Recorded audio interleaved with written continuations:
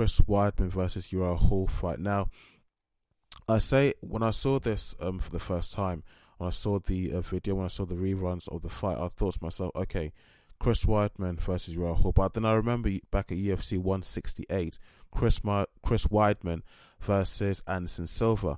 And I thought to myself, could this be karma? But then again, I thought, no, I just got that thought out of my mind, and I thought, no, don't be silly. It's not karma, because those two guys are not fighting as in didn't hate each other. They weren't fighting to kill the other person. They're competing as a fight game. Unfortunately, as brutal as it sounds, as brutal as it is, as it looks, this is what it's about. This is what it is. Take it or leave it. I was just doing some more research into this guy's injury. Because some people and in some articles, some places, that it had been said that the same thing he had done to someone else, to Anderson Silva. So it seemed like a twist of an unfortunate twist of fate, that the same thing now has been done to him. And when I go back to the karma thought that I thought again about it and just got out of my mind, I was thinking, what goes around comes around. But I know that on both occasions, especially the first occasion when it happened to him, when I was competing against Anderson Silva at UFC 168, it wasn't intentional. But again, it's a fight game. This is what it is.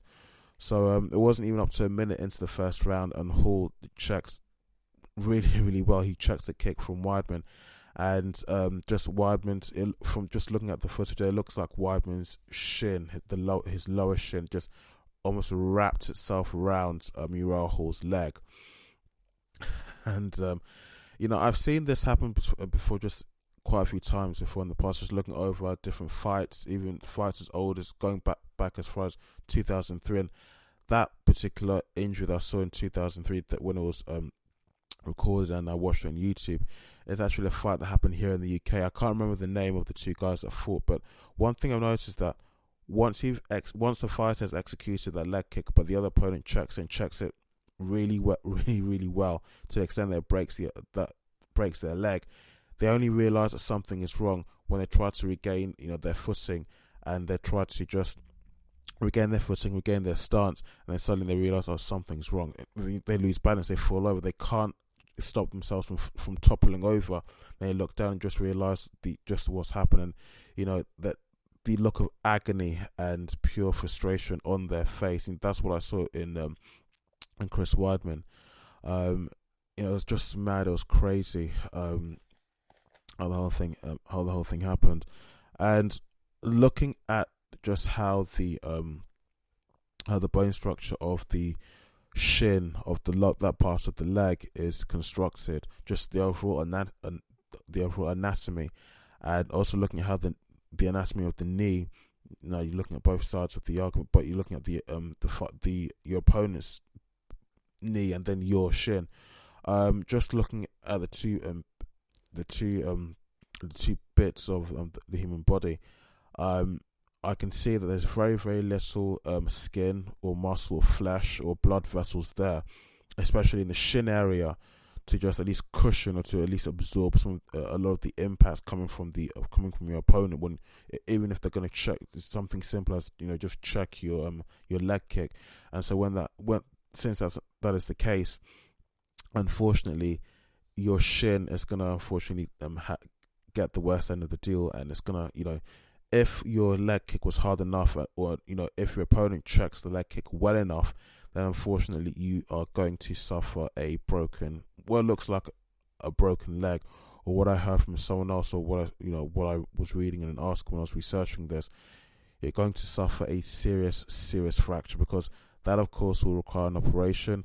Some bits of metal, a rod, and a plate to be inserted into your leg, and some emergency surgery, and you're going to have to take time to recover and to recuperate for at least nearly a month and a half, maybe 2 months or so, because that's a serious injury. Your leg is more or less broken, and you need some time to really, really, really recover. So that's no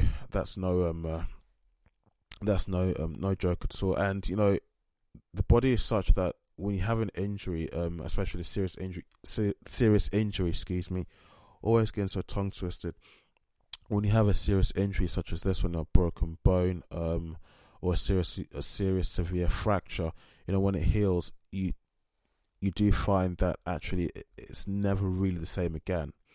So, and especially in the case we're dealing with in sports, especially mixed martial arts sports, the fact that that's going to be the overall result, even though it would have healed, but of course there's also the time as well, because these guys, they hate being inactive. They hate it.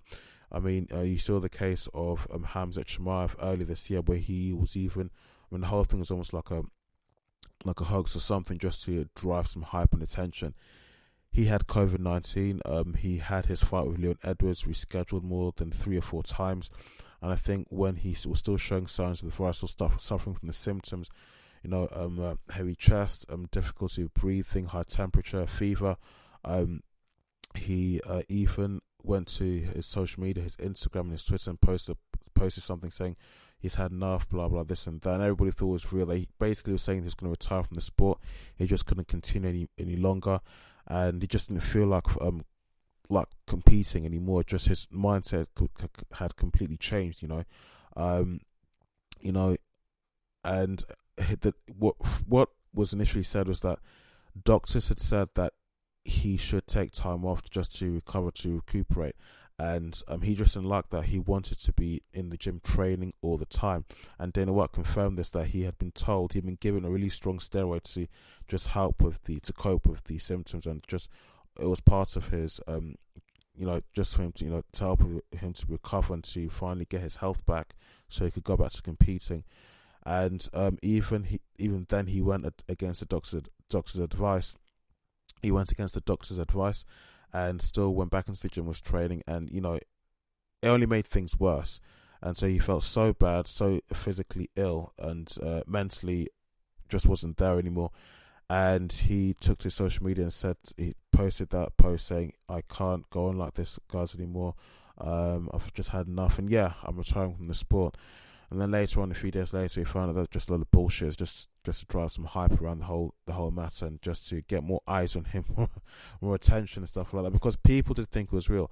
I thought it was real, So just something like this, just an example of how when something like this happens to fighters, they really do not like it at all, because it means they're going to have to go through months of just being idle while they get better, while they heal and get their strength back, while their health gets better, while they basically recover. And it's something they hate. I mean, I would hate that as well, even though I'm not a mixed martial artist. I would hate being idle, just sitting around doing nothing, because you have an injury, which understandably you have to, you need rest, but still you always want to be keeping busy and doing something. And of course, that's the issue, as I said before, again, of time. The longer these guys leave things, the older they get, the less there's a greater chance of them being cut, or there's a lesser chance of them getting a fight in. There's a lesser chance of any fight that they're given. There's a lesser chance they're going to win that fight. So because they're getting older, and there's always younger blood. There's always someone else who's willing to come in and take their place. There's always a younger person that is always ready and willing to take their place, because there's always young blood coming into the sport all the time. Alright, I finished waffling about that, but it was really a shock. It was a surprise for me. I've seen this happen quite a few times now, but it's still something that still shocks me to this day, how easily the leg breaks when it's just merely checks, but the other opponent just has to move their leg in a particular direction to stop the other person's leg kick hurting them or injuring them in the sport. It still amazes me how fragile and how delicate the shin seems to be when you execute a leg kick in that manner.